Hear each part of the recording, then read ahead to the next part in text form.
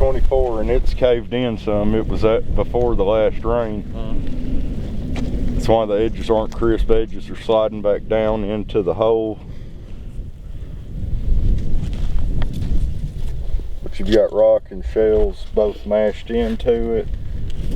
Stuffing it squared off. Track's been distorted, but it's washed in, not out.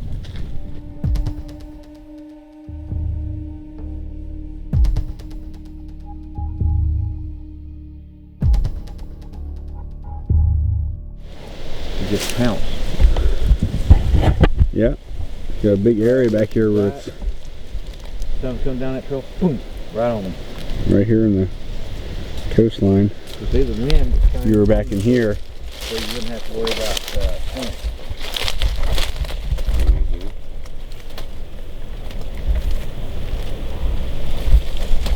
Interesting.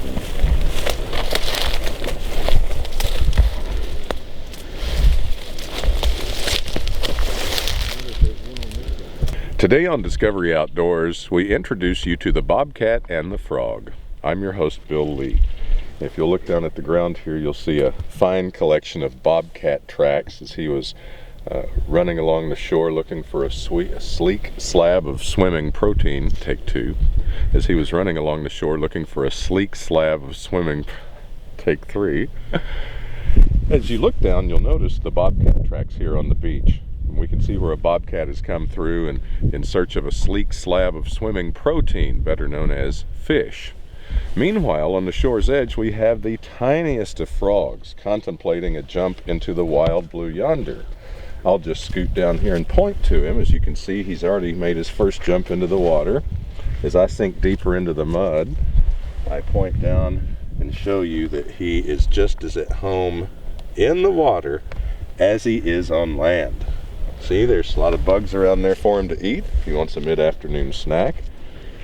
And as we look down the coastline here, Court shows his athletic prowess as a cameraman by not missing a beat when a log jumps up and grabs him by the ankle. We see more tracks right here from Mr. Bobcat. He has come sauntering through. However, there's one track we're looking for that science won't officially recognize, but if we see it, we will recognize it. Now, in the meantime, there's a little noise going on behind us in the bush over here, and our best guess at this point is that it's a grasshopper. Folks, if you'll notice here, Exhibit A, we have one of our local snakes, the garter snake. Unique, when they breed, thousands of them roll together, and to the uninitiated, it could be quite a frightful sight, but we're going to try to get him to show a little of his athletic prowess here, how quick he is. Look at him, he's putting his tongue out now. He's tasting the air, trying to figure out what I'm all about. And he's using his tongue, and since he's a reptile, and it's cold this morning, he doesn't have a lot of energy. So he's not gonna move too fast. See if we can pick him up a little bit. We're not gonna hurt him. But he's a good fella. These are garter snakes. They are your friends. The garter snakes get rid of all the little pests and whatnot, so we're just gonna put him right back down here. In fact, I'm going to get my camera out so I can take a picture of him. I think I can pull this off. There we go. I'm clueless on my...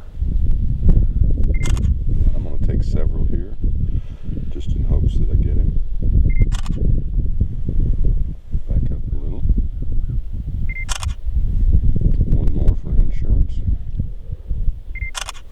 24 and it's caved in some. It was at before the last rain. That's why the edges aren't crisp. The edges are sliding back down into the hole. But you've got rock and shells both mashed into it.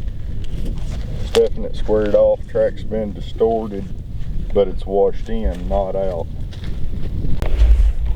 Moving right back up in through that way. More than likely went into the thrushes, and because of the sheer size, I would say moved back in through here.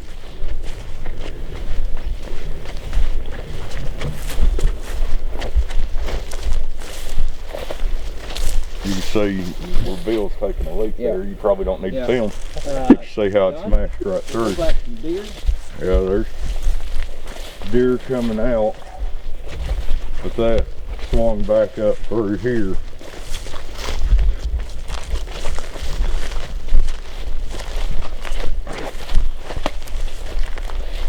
And hokey little camper's paradise.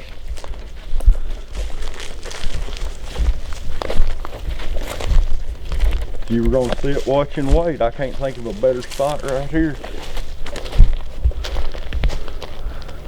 For something as big as that, absolutely no trouble moving, no trouble hiding either.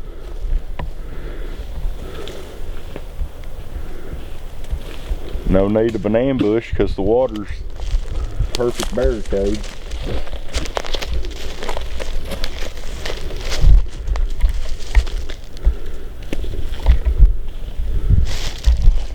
But in case they needed a blind,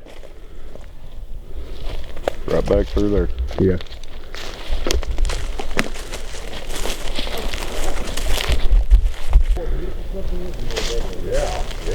You can see over here how they've got it broke over and breaking the branches back and starting to weave stuff in.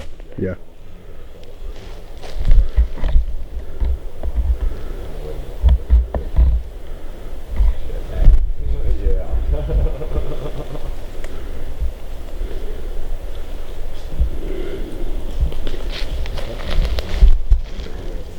This is going to be a real big blind when they're done with it.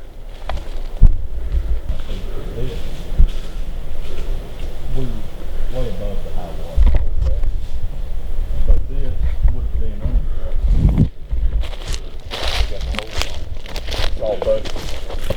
It would have filled up. So you're saying this is brought up here? Yes. Yeah. It would not float up here. For one, we're about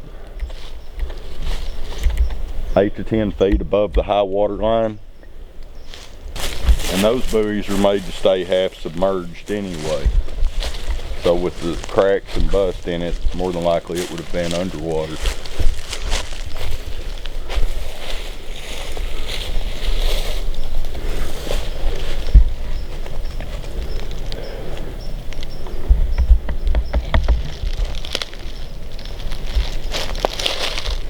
Let me redirect your camera to straight above.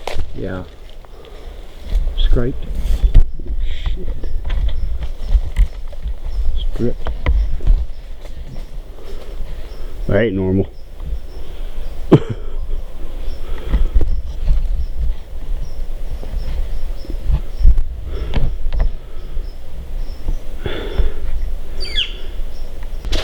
That's easy. Oh, easily. That's easy 20 feet, Bill. Man. See where it starts, where it ends. And then it starts again on the end of the branch. Uh-huh. And that branch is still alive. Yeah. That's interesting. Conclusion? I wish I'd brought my gun as well as my flashlight. If a gorilla stands up and it's 5 foot tall, you're looking at 700 pounds. Man. Right in that range.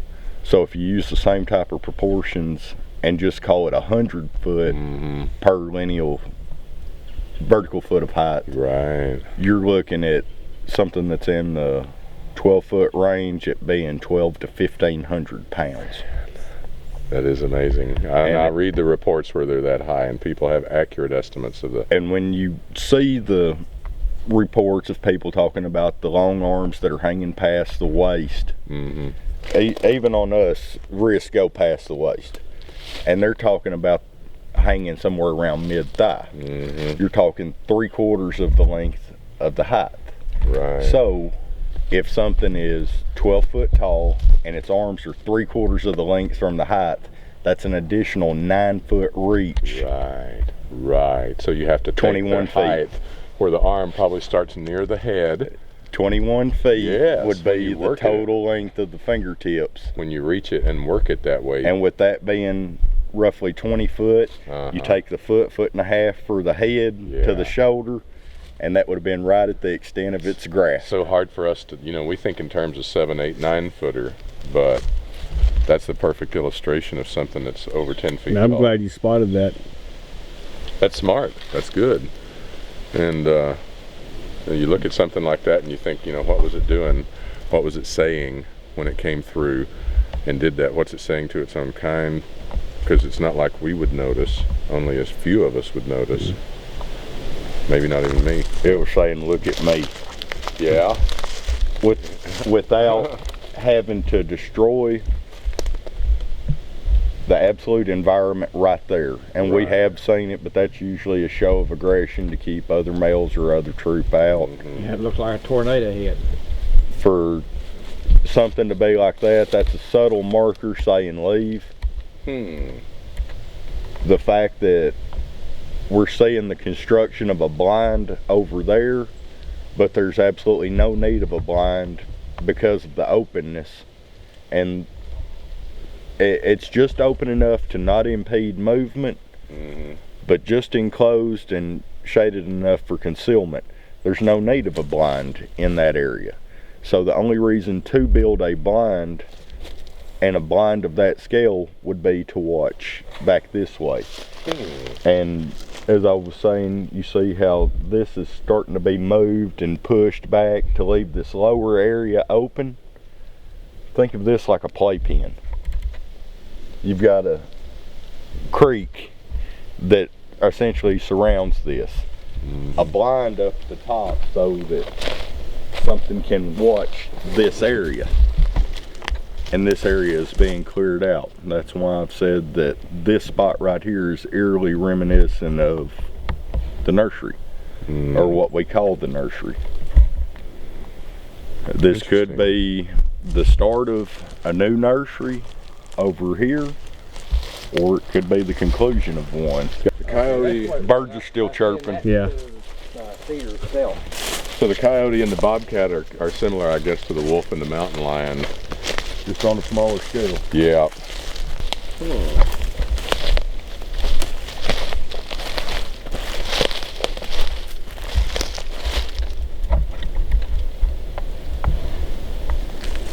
Grass has been parted.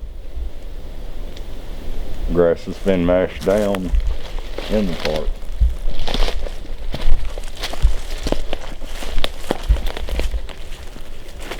Again, this trail is wider than even what we're normally seeing.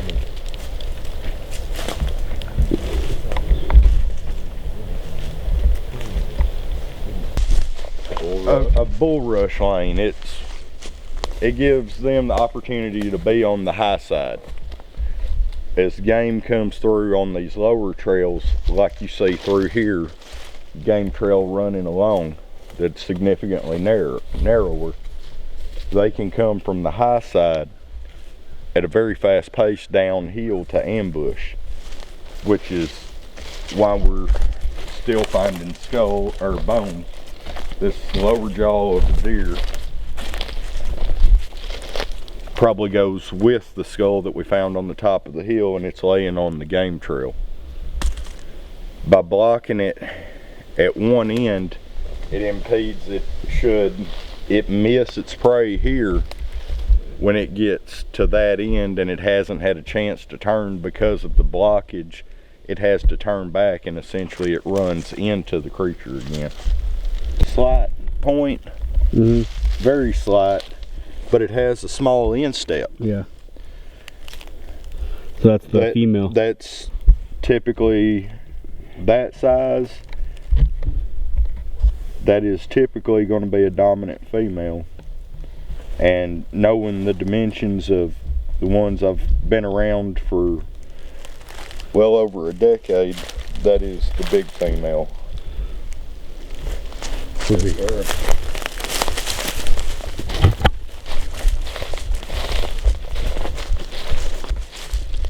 There's no birds chirping. We've got farther back in this area, and there's no natural sounds, just us. Yeah.